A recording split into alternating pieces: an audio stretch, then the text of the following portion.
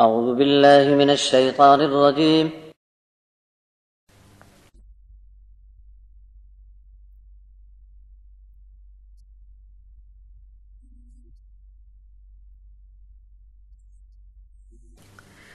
ليس على الضعفاء ولا على المرضى ولا على الذين لا يجدون ما ينفقون حرج إذا نصحوا لله ورسوله ما على المحسنين من سبيل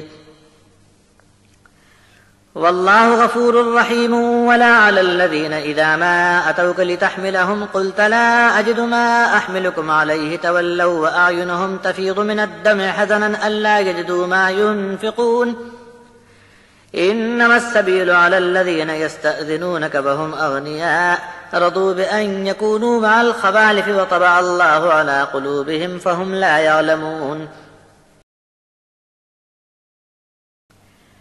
يعتذرون إليكم إذا رجعتم إليهم قل لا تعتذروا لن نؤمن لكم قد نبأنا الله من أخباركم وسيرى الله عملكم ورسوله ثم تردون إلى عالم الغيب والشهادة فينبئكم بما كنتم تعملون.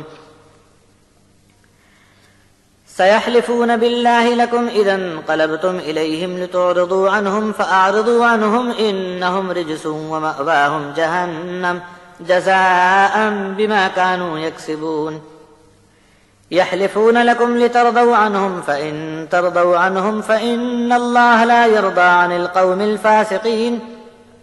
الأعراب أشد كفرا ونفاقا وأجدر ألا يعلموا حدود ما أنزل الله على رسوله والله عليم حكيم.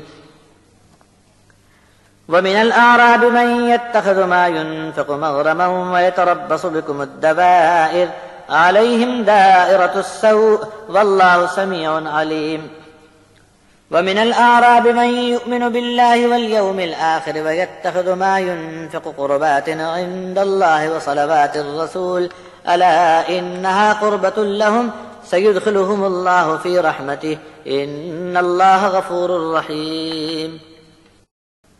عرب کے دیہاتی بھی عذر بہانے لے کر آ پہنچے کہ ان کو بھی جنگ میں جانے سے رخصت کی اجازت مل جائے، جبکہ ایسے خطرناک موقع پر گھر میں صرف وہی لوگ بیٹھے ملیں گے جو اللہ اور اس کے رسول کی بات کو جھوٹ جانتے ہیں۔ ان میں جو انکاری ہیں ان پر دردناک عذاب کی مصیبت پڑ کر رہے گی۔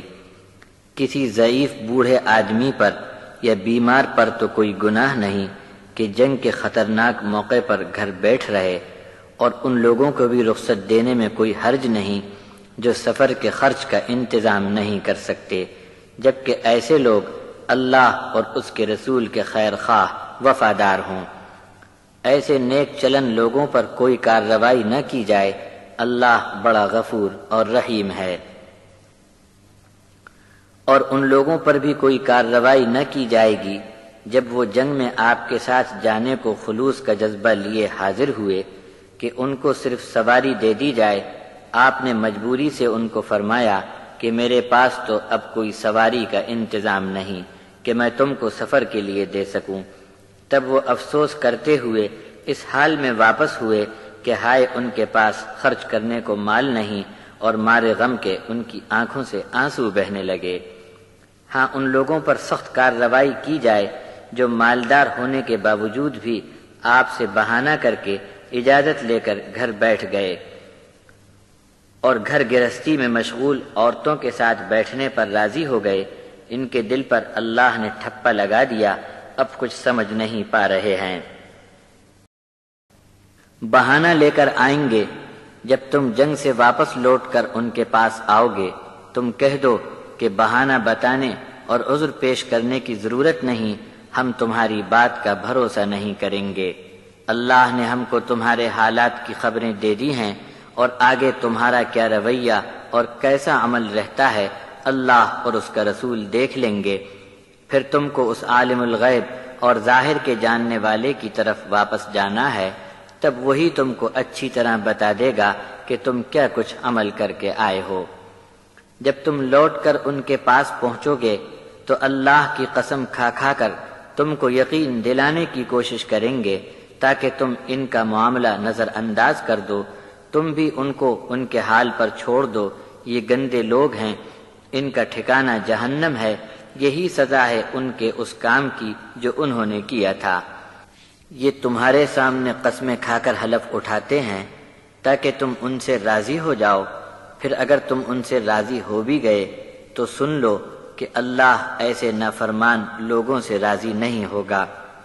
گاؤں لوگ جو گاؤں کھیڑے میں رہتے ہیں کفر اور نفاق میں کچھ زیادہ سخت ہوتے ہیں، اس کی وجہ یہ ہے کہ اللہ نے جو احکام اپنے رسول پر نازل فرمائے ہیں اس سے یہ لوگ انجان ہوتے ہیں، اور اللہ تعالی بڑا علم والا اور حکیم ہے۔